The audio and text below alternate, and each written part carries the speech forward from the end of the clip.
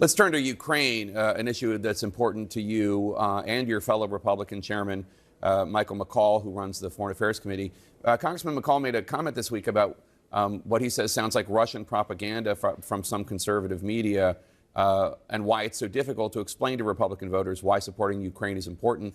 He told Julia Yaffe, quote, "I think Russian propaganda has made its way into the United States, unfortunately, and it's infected a good chunk of my party's base." He singled out primetime shows on conservative channels. Do you agree with him? And how big is this problem? Oh, it is absolutely true. We see directly coming from Russia attempts to mask communications that are anti-Ukraine and pro-Russia messages, some of which we even hear being uttered on the House floor. I mean, there are members of Congress today who still incorrectly say that this conflict between Russia and Ukraine is over NATO, which of course it is not. Vladimir Putin having made it very clear, both publicly and to his own population, that his view is that this is a conflict of a much broader claim of Russia to Eastern Europe, and including claiming all of Ukraine territory as Russia's. Now, to the extent that this propaganda takes hold, it makes it more difficult for us to really see this as an authoritarian versus democracy battle, which is what it is. President Xi of China, Vladimir Putin himself have identified it as such. We need to stand up for democracy. We need to make certain that we know that authoritarian regimes never stop when they start an aggression. Ukraine needs our help and assistance now, and this is a very critical time for the U.S. Congress to step up and provide that aid. In Vladimir Putin's strategy to separate eastern Ukraine from Ukraine and perhaps a land bridge to Crimea. No, it's a very bad result. And again, we would not send weapons to the Ukrainians when they were begging for them. We wouldn't even give them intelligence because we didn't want to, quote, provoke Vladimir Putin. By showing weakness, we provoke Vladimir Putin. We have to understand that Vladimir Putin's ambitions are the restoration of the old Russian Empire. But he has never said, has he, that he wants eastern Ukraine to be incorporated into Russian territory? What he has said is, well, just a few days ago, he said, I could take Kiev in 2 weeks. But what he has said is that he wants Nova Russia, which is an old czarist phrase, which means he wants eastern Ukraine. He wants to make sure he keeps Crimea, and he would like to see, if he can get away with it, Moldova and the Baltics as well. That's what he wants to see restored. He cannot afford to see a free, democratic, prosperous Ukraine because the Russian people then would like to be like Ukraine. There's nothing that provokes Vladimir Putin more than weakness.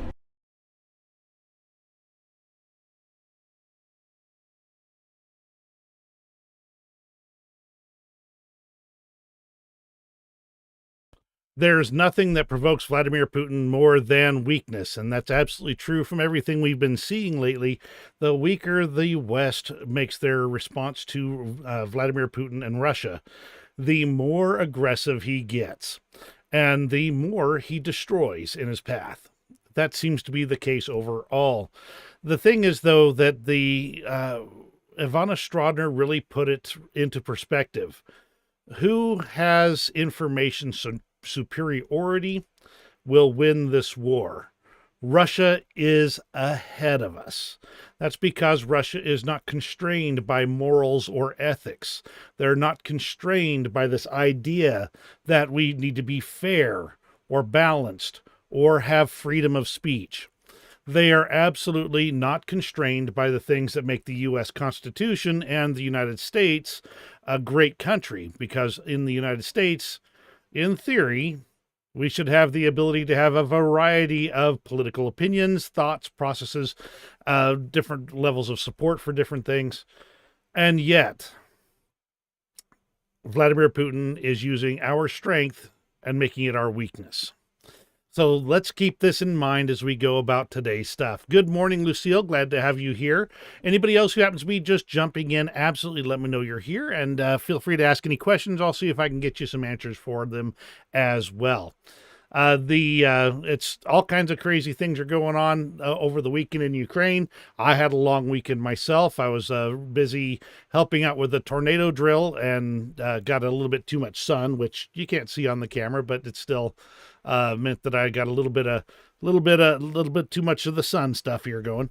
But overall, we've got a lot of things that have been happening. I'm going to start off with the flooding that's happening over in the Orsk region. By the way, I'm Brian Lusk. Thank you for joining me. Douglas, glad to have you here as well. And let's go ahead and get started on the news itself.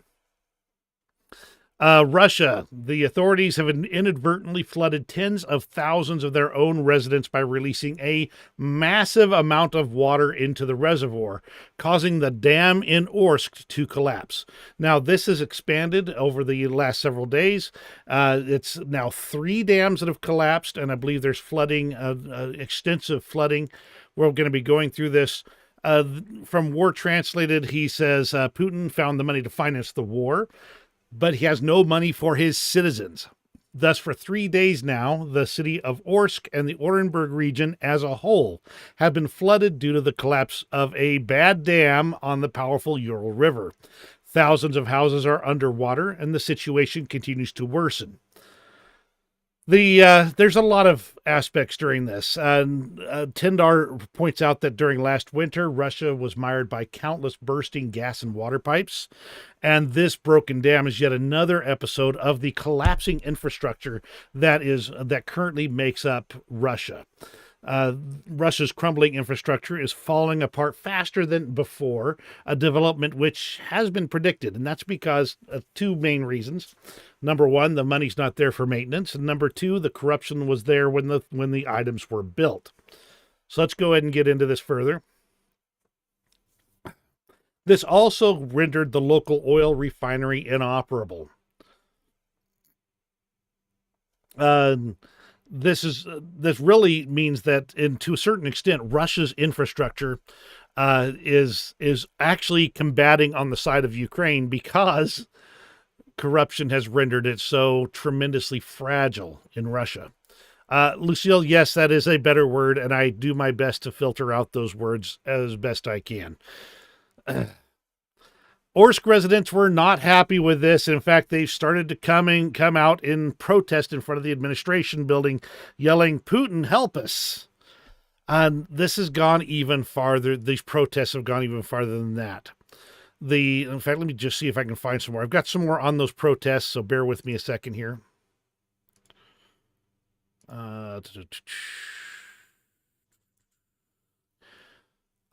From Jason J. Smart, when there is a disaster in another country, Putin sends everything there.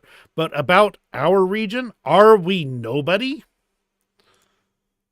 They were taken inside eventually to meet with the governor, and as soon as they came in, they were told immediately, "Put your phones away. Do not say that you are the most affected here," one of the officials said. They can do whatever they want over there in Russia, and that's kind of what the concern is overall for these protesters. See, let's go ahead and back up here. This has reduced Russia's oil refining capacity an additional 130,000 barrels per day. And that's going to cause knock-on effects on the front. Well, I don't think it's going to directly affect the front lines, at least in the near term. And that is because Vladimir Putin is going to prioritize military requirements for any of the refined products they use. That means that the fighter jets and the tanks and the trucks will all get their fuel in Ukraine, but the citizens will have to walk instead of drive their cars.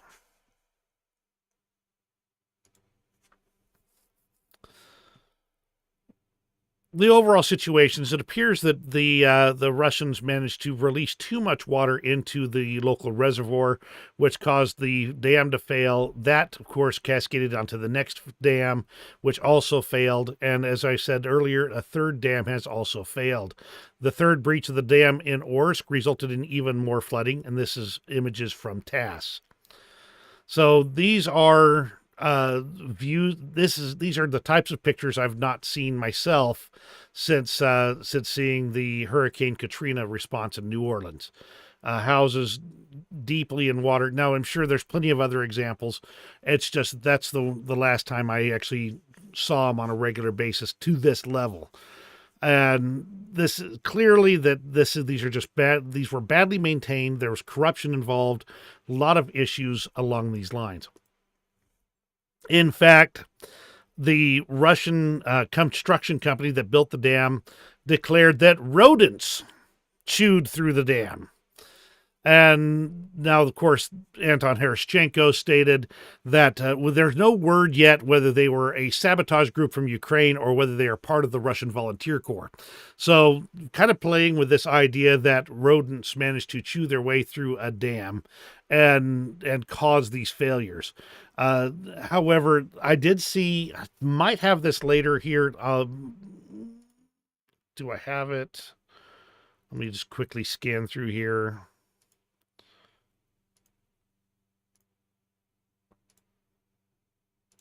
Okay, I don't think I actually have it here, but I did see elsewhere as I was researching for today's video that a lot of the issues came from 80% of the money ending up going into corruption and only about 20% actually making it into the construction. So that is the level of corruption that that Russia is experiencing and has effectively done to themselves overall. Hey, Giannis, glad to have you here as well. Thank you for joining me.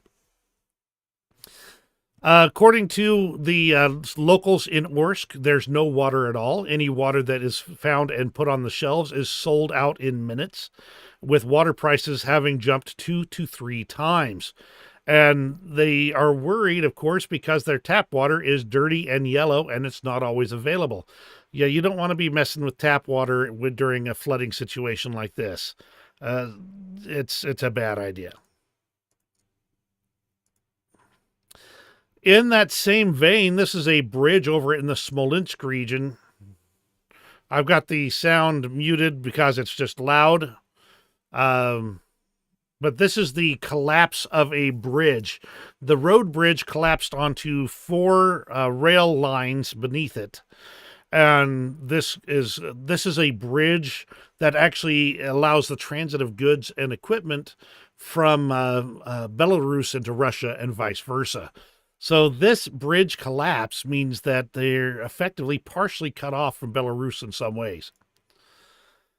Here's another video of the after effects of that bridge collapse there. You can see the roadbed collapsed right onto the railroad tracks, resulting in the loss of both of these facilities.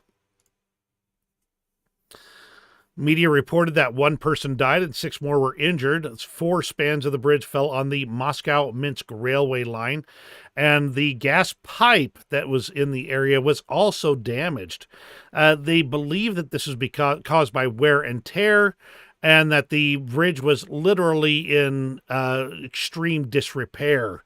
And they've been trying to get it repaired for several years, but, you know, Russia's been spending their money someplace else lately.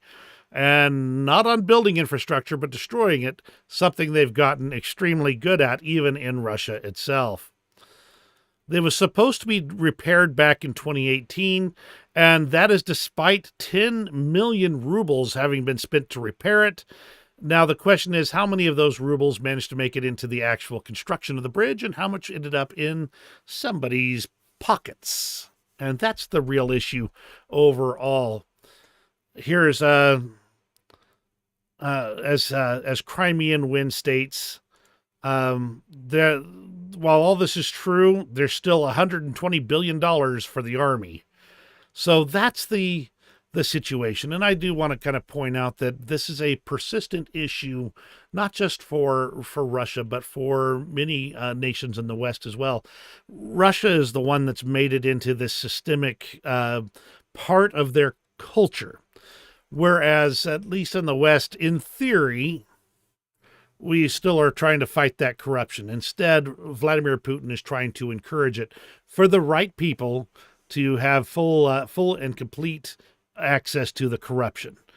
That's going to be the issue. And if we in the West don't fight this, overcome it, and get the right politicians in play to stop this from happening, to stop this level of corruption from happening, we will find ourselves in much the exact same situation as Russia is now.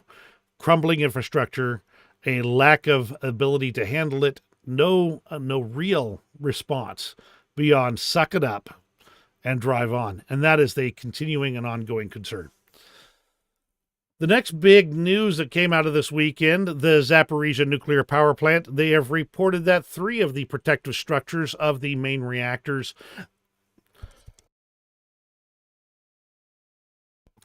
were struck by at least 3 direct strikes. Now, the level of damage has not been reported just yet, as far as I've been able to find. However, of course, Russia is blaming Ukraine, and Ukraine is saying, we didn't do it, it was Russia. In fact, the later reports seem to indicate that potentially it was a Russian drone that actually, probably a couple of drones that impacted on the Zaporizhia nuclear power plant. Today, for the first time since November 2022, according to the head of the IAEA, and after I set out the 5 main principles to avoid a serious nuclear accident with radiological consequences, ISAMZ confirmed that there were at least 3 direct hits against the Zaporizhia nuclear power plant main reactor containment structures. Ukraine again says that they were not involved and that it was a Russian provocation. And overall, again, you're going to have to believe here, you're going to believe at this point.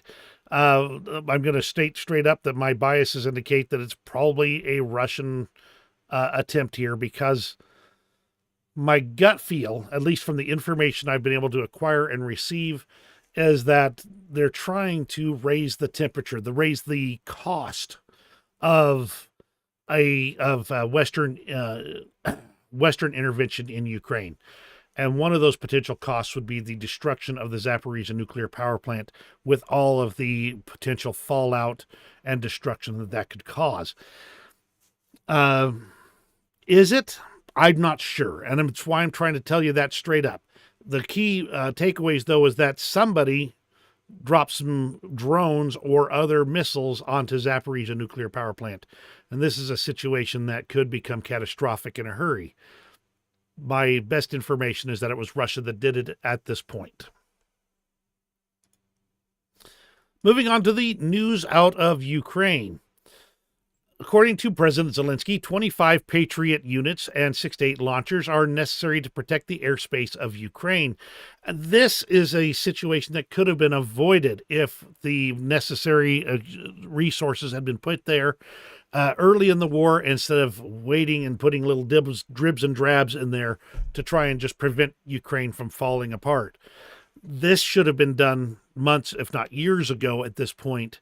And yet, at this point, since those inertial steps weren't done, now the requirements to save Ukraine are much higher. Kharkiv got pounded over the last couple of nights. And by the way, Russian propagandists have declared that one of their goals is to flatten and destroy Kharkiv completely off the face of the planet. They have said this straight up and outright, so there is no question exactly what their intentions are. They want to level this city. Budanov is reportedly saying they're expecting an offensive by Russia in the spring or late spring or early summer timeframe, with the focus being to get towards Pokrovsk. They're already working on advances toward Chasiv Yar. We'll talk about that later, which looks like it's going to be a key linchpin of this section of the front. Here's every once in a while I like to slip a story in that's got a kind of a positive side, an uplifting side. And here's one of them. Here's a German farmer who works in Ukraine despite the war. He declared, "I like it here. I feed thousands, tens of thousands of people. Ukrainians, Africans, the mood is positive." And this is the type of investment that it's going to be required in personal sacrifice if Ukraine is going to make it through this war an intact and capable state. Ukraine's been upping its electronic warfare game with systems capable of suppressing Russian drones up to 20 kilometers away. And the additional benefit is that this new system could possibly identify Russian drone operators' positions as well. So that's a pretty big step up. Russia's war against Ukraine has destroyed over 60,000 hectares of forests, with the damages estimated at no less than 14 billion hryvnias or $360 million. That does not account for the ecological consequences, and that could cause a lot more. Understand that these are forested areas that were vital to the local ecology. These were not just standing woods for no reason. So truly, Russia's intention is to, at this point, now that it's clear that they're not just going to be able to take the country intact and have them roll over and say, yes, comrade. Now that it's clear that the Ukrainians are fighting, Russia's new goal is instead to make it into a wasteland that nobody can live in. The Kremlin has started using some new tactics to destroy Ukrainian energy infrastructure. Of course, a lot of this is because at this point in time, Ukraine's air defenses are relatively weak, having been expended in many ways. However, they've now started targeting less protected power plants. The big ones have some additional protections around them. So they're going for the secondary ones, the ones that are smaller, more out of the way, and less protected. And if they can get rid of those, it's a strong order. It's a long time before they'll be able to restore those smaller plants to operation again. There's no fast way to do it. So by destroying these smaller energy infrastructure items, they will effectively stress and cripple the abilities of the larger energy infrastructure because they'll be required to fill those gaps. It's deliberate. It's planned. The Ground Forces Commander Oleksandr Pavlyuk is calling on Ukrainians to join the armed forces, saying they have a manpower shortage faced by the military. And this is another call for more volunteers to join up. The more volunteers that join up, the less they'll have to actually do forced conscription. According to Ukraine's military intelligence, Ukraine directly controls the Black Sea oil rigs, which is undermining Russia's reconnaissance capabilities. Now, speaking of Russia's reconnaissance capabilities, they've obviously got sky assets and land assets and, of course, assets in the water. But their assets on the water are mostly their Black Sea fleet, which is pretty much restricted to Novorossiysk port these days. They're not even hardly using Sevastopol anymore, and their air-based assets, like the A-50s, have been getting knocked out of the sky on a regular basis. So Russia's reconnaissance capabilities are much more limited. However, I did see a news item, which I may have a little bit later here, that China is instead providing satellite and other similar reconnaissance capabilities that are to fill the gaps for the Russians. Ukrainian forces are building up defensive capabilities along the entire border with Russia and Belarus, according to Ukraine's State Border Guard spokesperson. And when talking about the state border with Belarus, there are no indications that Russia has any forces there to conduct an offensive against our territory. This is preparation because Belarus was a staging ground that Russia used before for their previous attempt. So while there may be no indications that Belarus is directly going to get involved or that Russia is going to use that territory, it's best to be prepared because they've been bitten before. Let's go ahead and move on to the news out of Russia itself. I've kind of already touched on the flooding and the Zaporizhzhia nuclear power plant situation. Here's some jet-propelled drones over the Belgorod region, but one of them had a little interesting extra. Let me see if I can find it here. Did I put it over here? I may have put it over here. Bear with me a second. You're kind of seeing some of this. I have not had you on the news items here, so I apologize for that. Here it is. This is pretty funny here. Let's see if I get this up here. Among the drones which Ukraine launched against the Morozovsk air base in Russia was this one.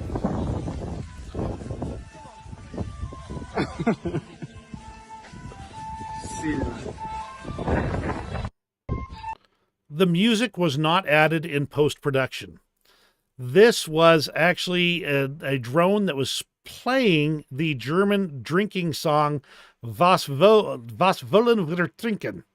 What do we want to drink? But could you imagine that you're under a drone attack and you're hearing German drinking music as it goes overhead? Pretty hilarious. From an outside perspective, I wouldn't want to be at the far end of that, though. Ukrainian intelligence released a small video claiming that they destroyed a pipeline in the Rostov region, Russia. This is a pipeline used to transport oil products to the Azov seaport and further into moored tankers. They state that the loading of petroleum products to the tankers has been suspended indefinitely.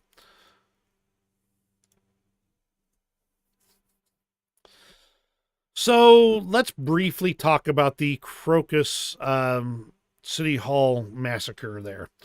Russia is determined to tie Ukraine into this, and I might have something on this later, but for now, there was video of a heavily tortured man who was stating that they were being paid by Ukraine in rubles when they get to Kiev. So it's clear that they are trying to develop this into a full-on narrative, that it's all Ukraine's fault. And if it's Ukraine's fault, then it's the West's fault, instead of it being a result of ISIS attack, even though ISIS has claimed this. But they've gotten so far as to put it on their flagship news show, where they talk about this situation and they show this interrogation video, but they don't mention anything about ISIS taking credit for the attack, that there was in some initial focus on it by Russian agents, and then they switched over entirely to this idea that Ukraine did it. They even are claiming that we in the West are paying more attention to the condition of these suspects than having sympathy for the victims of the terrorist attack. And I want to just make it clear that we absolutely, and especially me in particular, have absolutely a great deal of sympathy for those who perished in the attack and for the families that are dealing with those losses. That does not make torture right.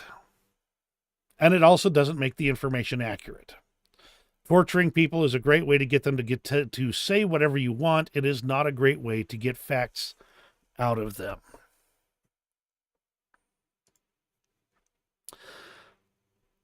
Rosneft's one-of-a-kind ice-class supply ship, Katerina Velikaya, caught fire in Vladivostok while undergoing maintenance.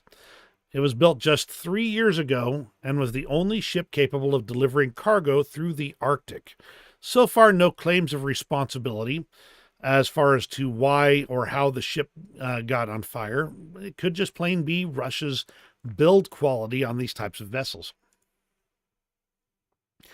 And there were multiple warehouses on fire in an industrial sector near Krasnodar.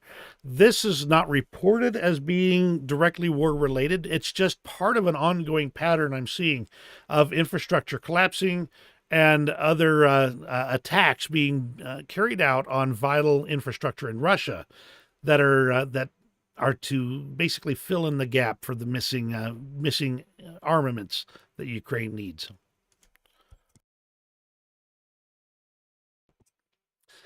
This situation right here, and there's no pictures or anything, thank goodness, on this one.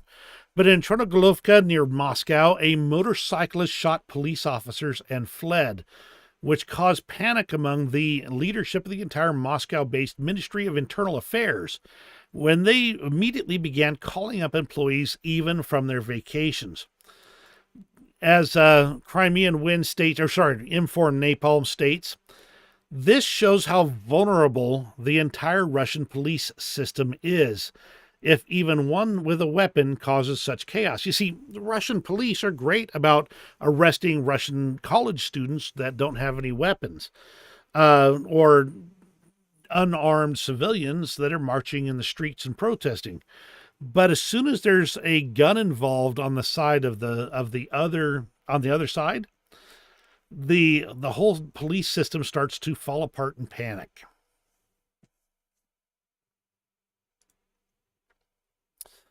Russian propagandists have been declaring about, this is about Kharkiv here, the will of this nation must be broken.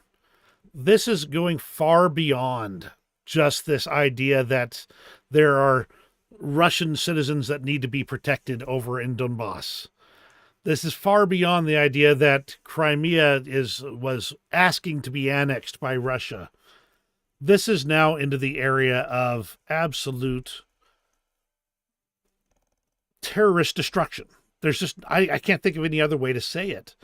They are not after property. Russia is a nation that is the largest nation by landmass in the world. They don't need property. This is about conquest. This is about crushing the enemy under their feet.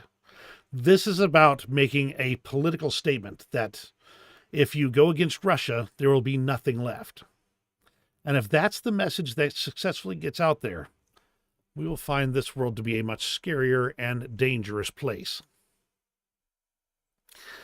There was a report of Russian air defense forces being activated in the Sevastopol area and the shoot down of one of their own planes. I have not seen any confirming information on this morning, but it's interesting to say, to just show this, note that this is single source.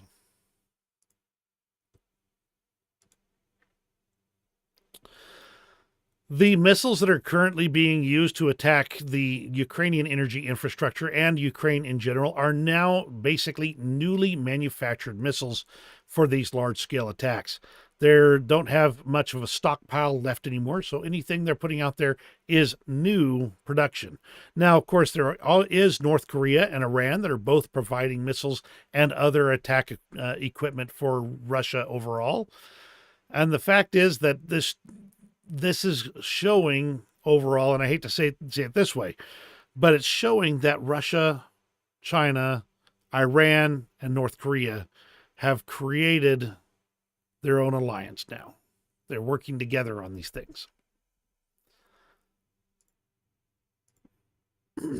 A Russian military ship caught fire in the Baltiysk naval base in occupied Kaliningrad. Ukraine's intelligence service has taken responsibility for this attack, with the incident taking place on April 7th. The Ukrainian intelligence folks actually released some video about it. Let me mute that audio because I don't know what that status is there. Showing some of the information about the ship, showing the fire taking place and the whole situation there, which indicates that they knew it was coming and they arranged it. So this appeared to have been started inside the ship even.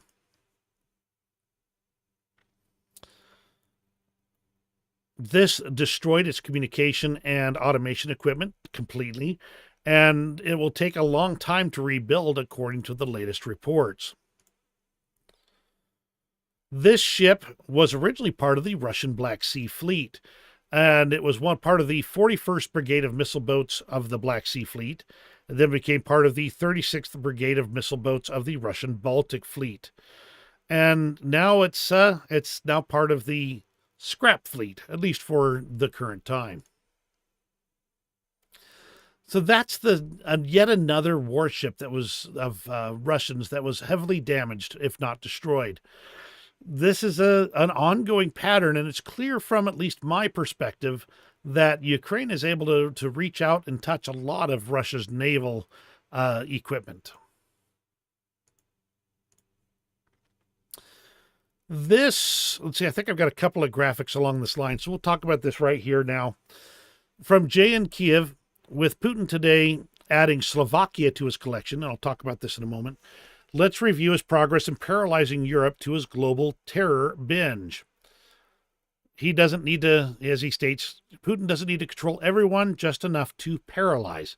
So if Vladimir Putin has Belarus, and Slovakia and Hungary and Serbia. If they take Ukraine, they'll have effectively split Europe in two. Not a whole lot more to get around there. It's deep and wedged deep into the heart of Europe, because there is a pro-Russian government in Belarus, effectively a puppet government. Slovakia has just elected a new president, I believe it is, that is pro-Russia. Hungary has Viktor Orban. Serbia has Vučić. And that should tell you kind of the situation we're looking at. This is literally divide and conquer happening before our very eyes. This is the relationship there. The government-backed Pellegrini is on course to win the Slovak presidential election. He is very much pro-Russia.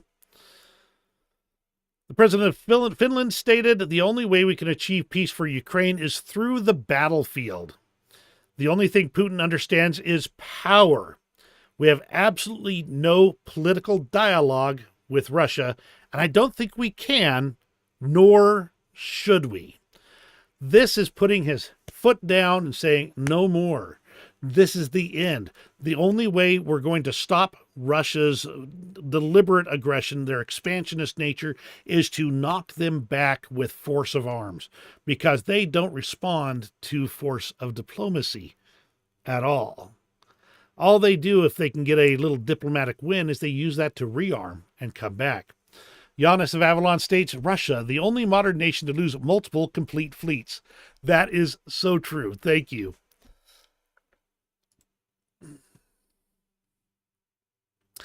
The Kazakhs will be next, according to Russian Telegram channels. A voice message sent by Lieutenant General Andrei Gurilov, the deputy of the Russian State Duma, to his colleagues in the State Duma's Committee on Defense has come into the possession of this Telegram channel. And he assures that after Ukraine, Russia is ready to attack Kazakhstan and has already given the go-ahead to do so. Now, as Anton states, there is no way to confirm the authenticity of the recording, and it could have been faked. However, Gurilov has been pretty aggressive about his statements about other countries in the past, and Kazakhstan has been doing some weird things lately. So there's a pretty good chance that Kazakhstan is going to be looking to China to provide them some security assistance.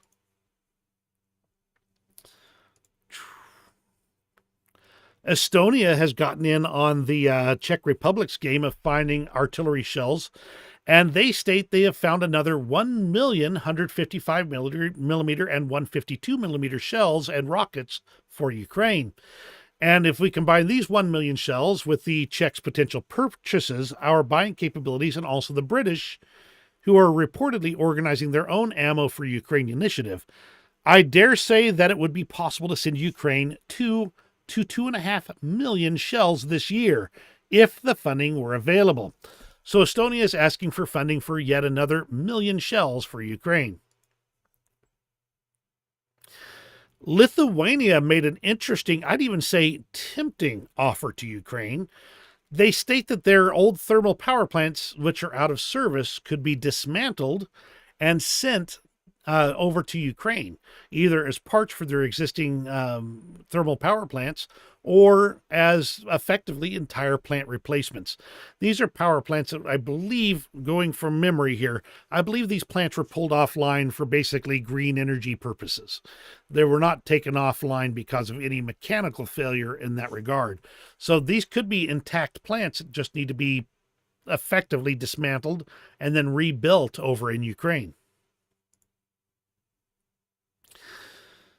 Turkey is finding that their huge boom of trade with Russia is having a little bit of a bite on them as well. This means that Turkey's trade is faltering with Russia, and they're having some other issues getting stuff from the West because of their friendly relationship with Russia. Its exports to Russia have plunged by 33.7% in the first quarter compared to 2023 same period. And the Turkish exporters of machinery products, who benefited most from the sharp increase in shipments to Russia, may see their sales shrink by $1 billion this year due to ambiguous and rapidly expanding sanctions. So the sanctions do take a bite. Now, of course, the Russians do have ways around it. China has been reportedly sending machinery equipment and manufacturing gear to make tanks over to Russia these days. It's clear which side the Chinese bread is buttered on. Russia is saying to Kazakhstan, now this is kind of one of the things we were talking about a moment ago, is saying to Kazakhstan that since they're likely to have a gasoline shortage, will you start sending us fuel? So there could be some issues over there in Kazakhstan for that as well. So we're watching this situation closely. European arms manufacturers are concerned, however, that they have a high dependency on Chinese cotton that are used in their gunpowder and propellants. They've also reported issues with nitrocellulose, which they also procure through or with chemical initial lead-ins to China. Once again, if you're relying on your enemy to provide you weapons and equipment, you are fully vulnerable to their demands when it comes time to actually talk to them. Greece may transfer over 30. It's actually been reported as 32 F-16 fighter jets to Ukraine. And they're preparing to sell off 108 old fighter jets slated for disposal, but with 32 of these F-16s being likely to be transferred to Ukraine. The other jets are other models, as I understand it, and I don't know all the details on it. A variety of various types of jets. They're just being, as I understand it, put on the open market for sale at this point, and other countries may snap them up, or maybe some more of them can be sent to Ukraine eventually. Russian Foreign Minister Sergei Lavrov has arrived in China on Monday, April 8th, that would be yesterday, to hold talks with his Chinese counterpart, according to Russian state media. They had a previous visit in October of 2023.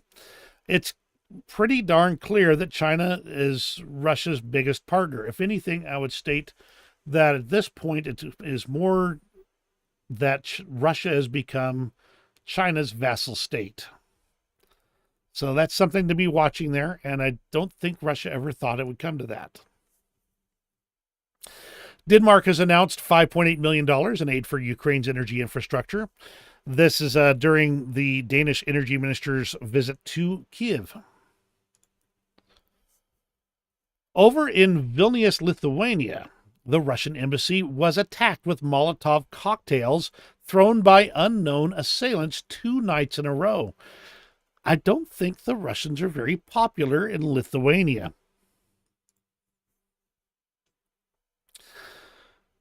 A multinational NATO exercise has begun being carried out in the Black Sea and Danube River Delta with maritime forces from 12 different alliance members and other partners.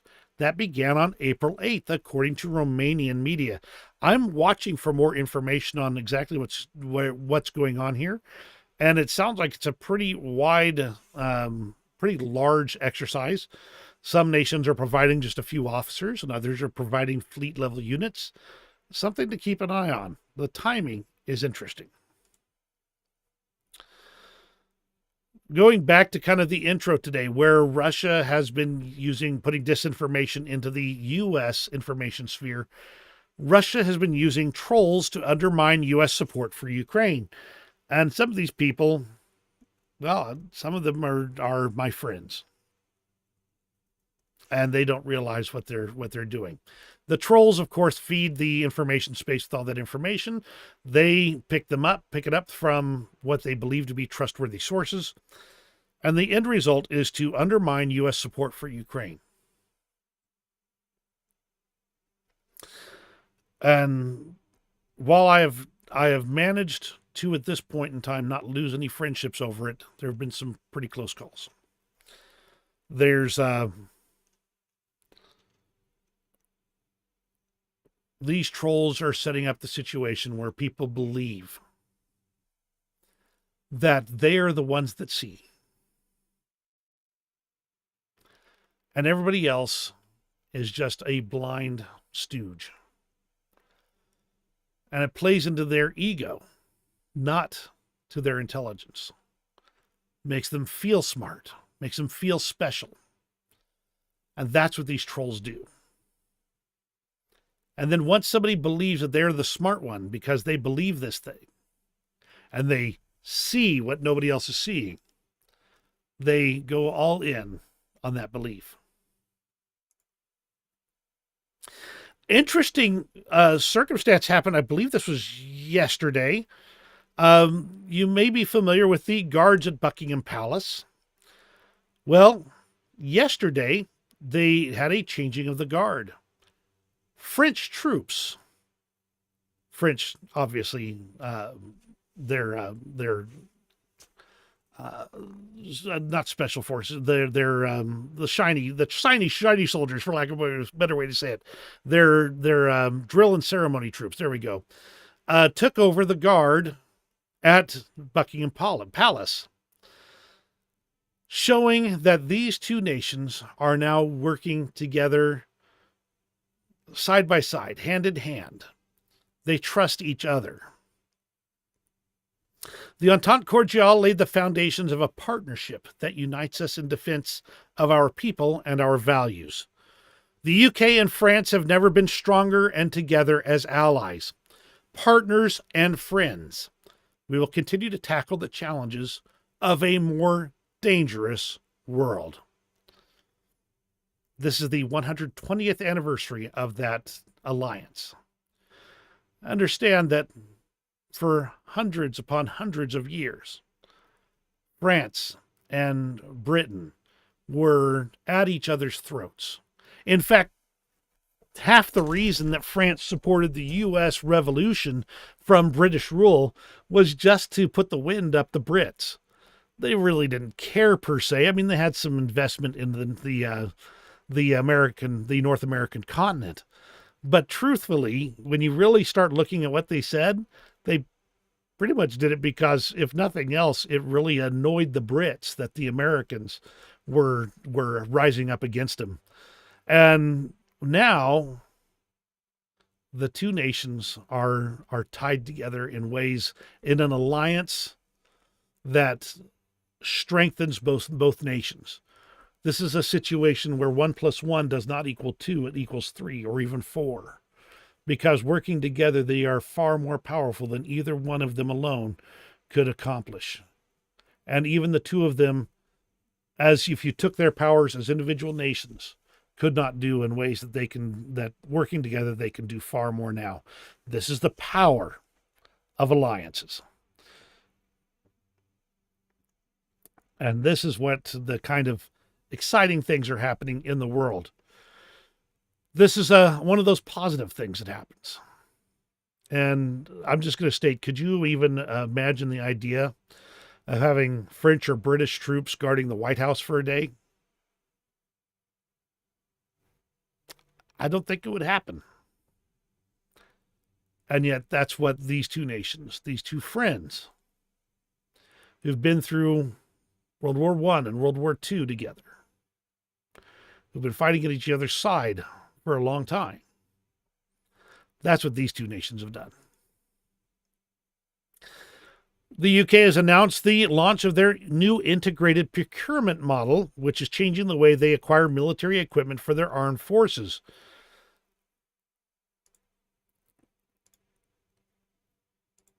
New equipment will be more rapidly put into service and refined on the front line. This is where the interesting part here, this is going to affect, I believe, Ukraine aid as well.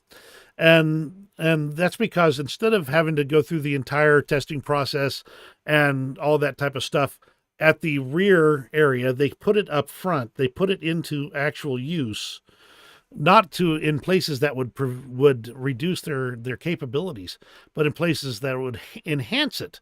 And if it works and works well, they can provide any updates and feedback that will help that equipment get better faster. Defense experts will provide invaluable challenge and inform decision-making on potential programs. Greater focus on the United Kingdom's equipment's potential for international sales. That's because they're having to, for the first time in a while, really start getting their defense industries back together. The U.S. has become an unreliable partner in many ways, And being able to rely on their own domestic gear and provide for foreign partners at the same time means that foreign nations are getting options. New kit will be prioritized across defense based on threats faced. In other words, they're looking at the actual challenges they may face and providing equipment that will face those challenges well.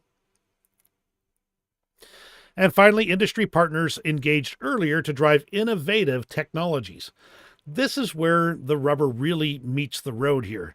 Yes, the idea that you want to have the right equipment in your soldiers' hands is great, but the question has always been, who's going to determine what that best gear is? Well, by throwing open the doors to industry to provide potential changes to that or potential improvements, you widen the brain power, the brain trust that'll be able to actually accomplish those things overall. So this is interesting to see from the United Kingdom. The European Union has sent emergency aid to Ukraine in the form of 157 generators by Austria, Germany, Sweden, and the Netherlands, and 10 large capacity power generators in the 1 megawatt range from its own stockpiles, with this aid already on its way to Ukraine. With Russia's expanding its attack on energy infrastructure, having more energy infrastructure is vital. And I thought this item from Ivana Strodner helped to understand a lot of what's going on in the Balkans. So I'm going to quickly read through it for you here. Ivana is very good with her words, and I really appreciate her intelligence and capability on the subject of Eastern Europe. Washington and some countries in the European Union treat the president of Serbia as the factor of stability in the Balkans, when in fact he is the one who's destabilizing it. He has learned from his mentor Milosevic. Serbian intelligence has spent time to, 1, convince some figures in the West that Vučić only cares about money and economy is the key. 2, convey the message, let's forget about the 90s and think about future cooperation, which is music to Western ears. 3, destroy pro-Western opposition and boost far-right groups so Vučić looks like a moderate leader in the Western eyes, just like Putin did as soon as he came to power. Deception is immensely important for Serbian security doctrine, and Vučić has learned how to speak to the West. They also love to target big egos in the West and treat them as useful idiots. Unfortunately, many politicians in the West don't understand Belgrade. Some, like the United Kingdom, understand it, but they can't do much as they have neither carrots nor sticks. Also, they have no clue what to do with Vučić as there's no opposition. With the Russian war in Ukraine, China's threat, chaos in the Middle East, I'm not surprised that very few pay attention to what's going on in the Balkans. Even in the early 90s, when we had a unipolar world, the West was late and disengaged for a long time. Many policymakers don't understand ideology, culture, identity politics in the Balkans, and think that money is all that matters.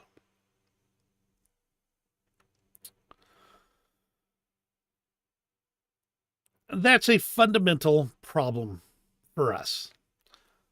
The truth is that Vladimir Putin understands the Balkans quite well. He understands Vučić quite well.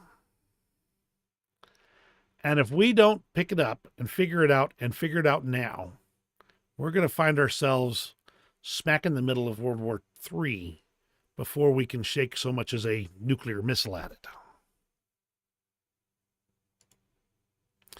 So thank you to Ivana Strodner on that. I do appreciate her insights and always appreciate her stuff. I'm going to post the link to this in the comments.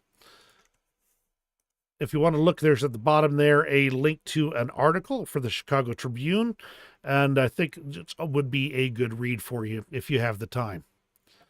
Let's go ahead and move on to the front lines. There has been a lot going on, so let's see if we can dive right into this here. There is some updates, and that's the 7th. Let's get to the 8th here. Bodanivka. Let me get this pulled out here. Here's Bakhmut over here on the right. Bodanivka right here. This is on the route to Chasiv Yar here. So we can take a quick look here. You can see that Russia is managing to capture. This is mostly open territory, but there is a little bit of residential, I believe, in this area as well. They're heading towards Kalinivka and getting onto the outskirts of Chasiv Yar. This is a troubling situation overall. Novomikhailivka, I don't think there's any surprise here that Russia's managed to continue their advance in this area, taking another block of territory there. And of course, this is just reported as east of Chasiv Yar, which is over here on the west side of the map here. You can see that they've gathered more open territory in this area. So most of that is in open territory. And they report specifically that fighting continues in Robotna, south of Novokalnove, Pervomaisk, and Krasnohorivka, all active areas of the front. So remember that just because this is all they know of right now does not mean there isn't plenty of hard fighting going on. This one caught my eye. This is a Russian armored assault against Krasnohorivka that was blunted. And the outcome was, of course, fairly common, but the lead vehicle was something different. I think there might even be a better picture here. Here we go. This, this is, we're not sure what it is. It looks like it might be a T-72 tank, but I'm not sure.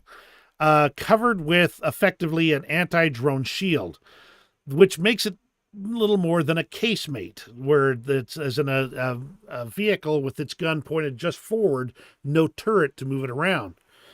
So, is this the future of Russian armor right here? I don't know. Quite the thing, isn't it? They call it the Blyatmobile. I call it a turtle. Either way, this is an interesting development on the front lines. The Russians, this is from the Russian Ministry of Defense here, they've claimed to have destroyed a warehouse of heavy unmanned aerial vehicles and a workshop for the production in the city of Zaporizhia. Possibly true. There was a significant attack on Zaporizhia the other day, and so this could be accurate, but they didn't provide any real evidence. This thread is a long read on Chasiv Yar. This is from Tatarigami UA, and it's an excellent read. Too much to really summarize right here. So I'm just going to go ahead and link here. It is a litmus test for both sides.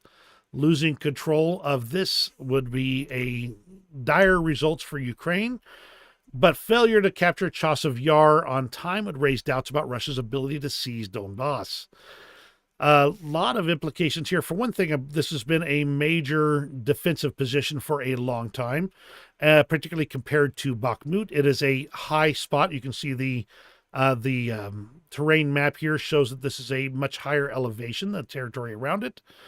And that would mean that it's going to be an elevated point that is going to be relatively easy to defend. It's also had a lot of time to be secured and the fortifications put in place. Not quite as good as Avdiivka, which the Russians finally took with the loss of a lot of equipment and time. But Chasiv Yar is a much better defensive position. It's well into Ukrainian territory. It doesn't have the cauldron area type thing going on. If they lose it, it's going to be bad. The Ukrainians, that is.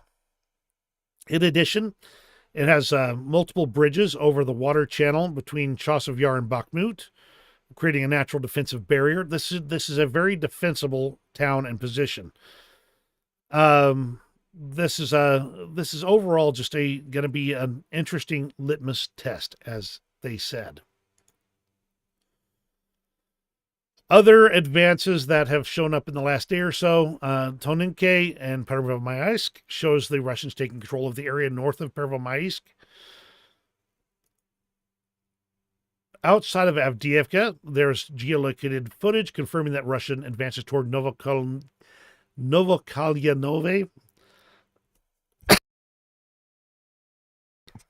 That's a name that makes me cough. They've been managed to get a foothold on the outskirts of the settlement. Additional advances north of Pervomaisk. And the Bakhmut-Chasiv Yar area, with the Russians taking control over the eastern road into Chasiv Yar and pushing a bit towards Bodanivka, trying to flank the settlement. Then we get into some of the other things that have been popping up here. In the area of Krinky, Russians took some Ukrainian POWs, which they then murdered. They were not armed. They were in a captured position. The Russians then just murdered them.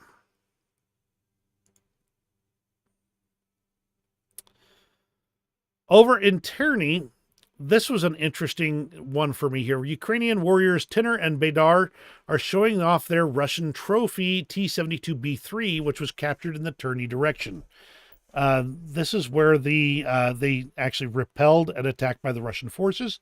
And the thing is, if they have enough time to do a recovery on the vehicle itself, that means that they've got relatively decent control over the territory. Though I do have an interesting story, I believe, for you a little bit later. Capturing a tank pretty much intact, which is what this would be, is a real coup for the Ukrainians in this circumstance.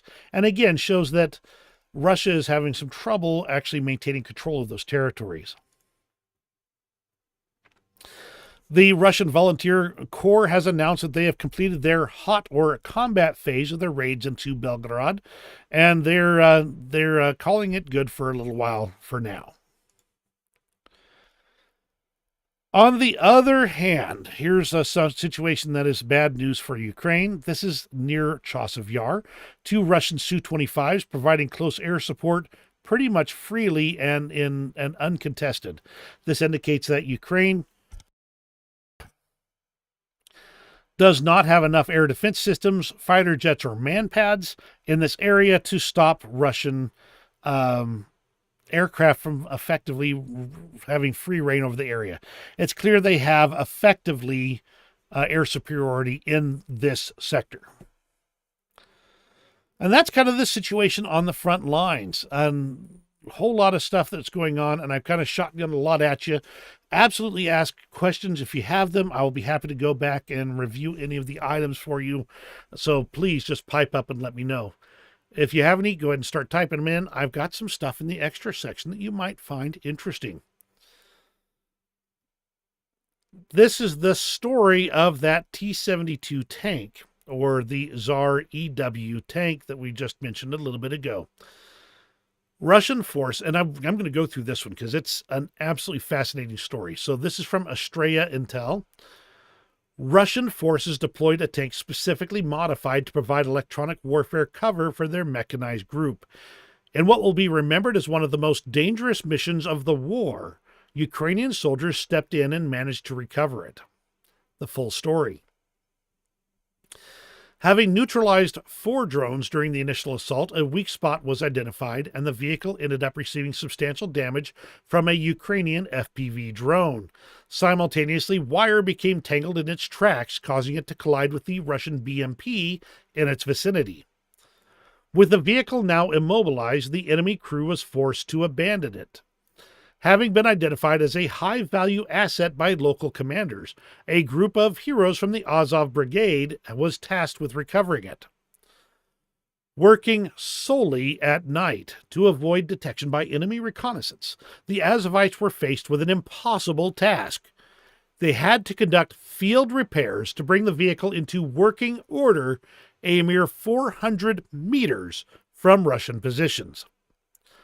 These included getting access to the driver's position, replacing the 60-kilogram weight batteries, removing the wire entangled in the tank's tracks. All this while the tank was positioned directly above a Ukrainian mine that needed to be defused.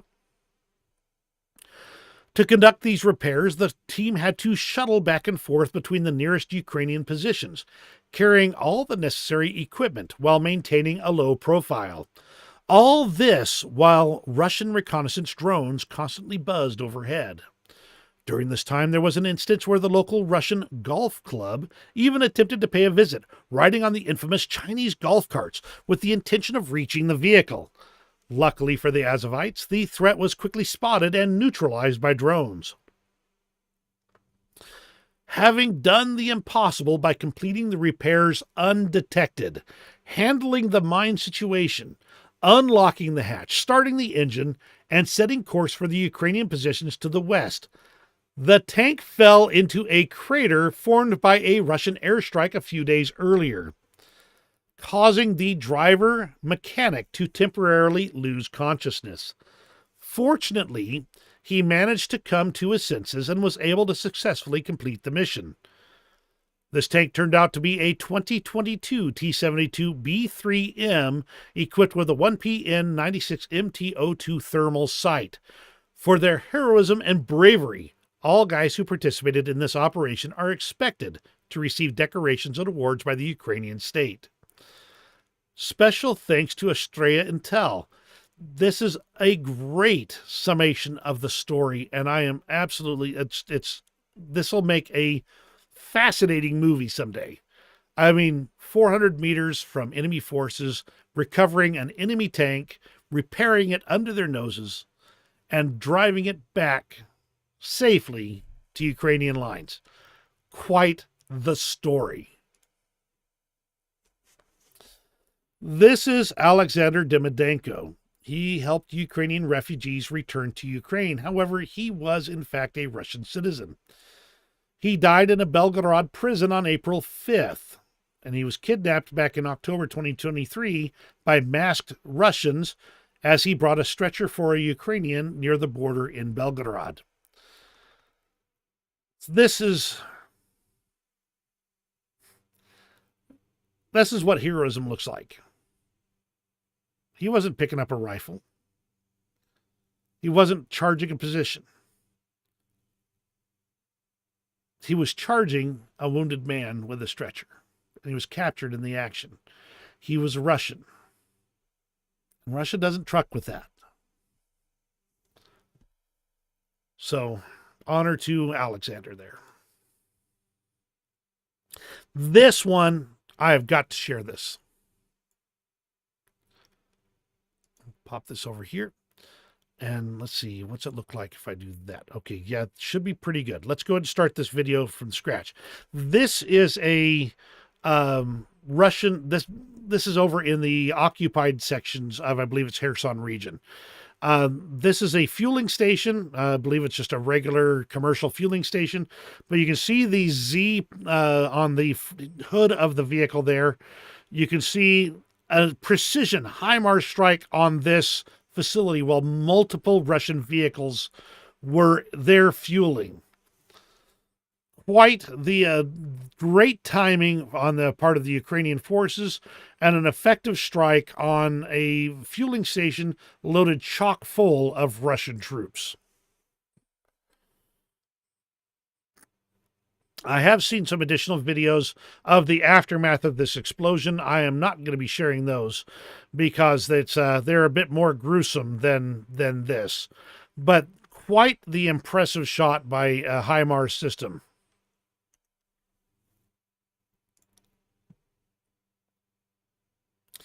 And that was in, Kherson. That was in an occupied region of Kherson.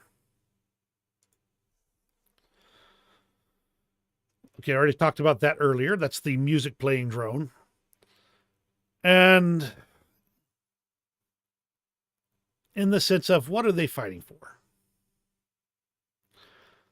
This young girl wished that her father would return home from the war and that there would be peace in Ukraine for her birthday.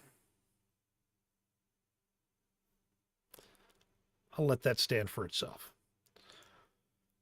And we'll end off with just this kind of quick rundown on the T-64BV. Now, the T-64BV is unique amongst the tanks on the battlefield. It was built in Ukraine during the Soviet era, obviously, but the T-64BV has been modernized and brought up to as close to current standards as it can, with modern communications and a fire control system and a thermal imager and other surveillance devices. But this tank, even in the Soviet era, was built in Ukraine with Ukrainian engine, Ukrainian parts, Ukrainian equipment, Ukrainian armor, all in Ukraine. And that is what Ukraine is manufacturing and using on the battlefield for their own use. These old T-64s have been modernized and are in use in Ukraine. A little bit of just a reminder that Ukraine is all in. They're all in on saving their country. And that deserves all the honor and respect. And at that note, thank you very much for joining me for today. I do hope you appreciated everything you saw today. Hit me that thumbs up if you found the information interesting and liked the presentation. Obviously, this is war. I'm not talking about the actual events of the war there, because it's war.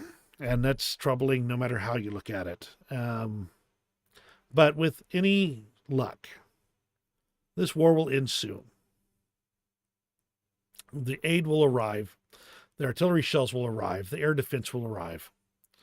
And we all hope that in the end, Ukraine is happy, intact, and capable of defending itself far into the future.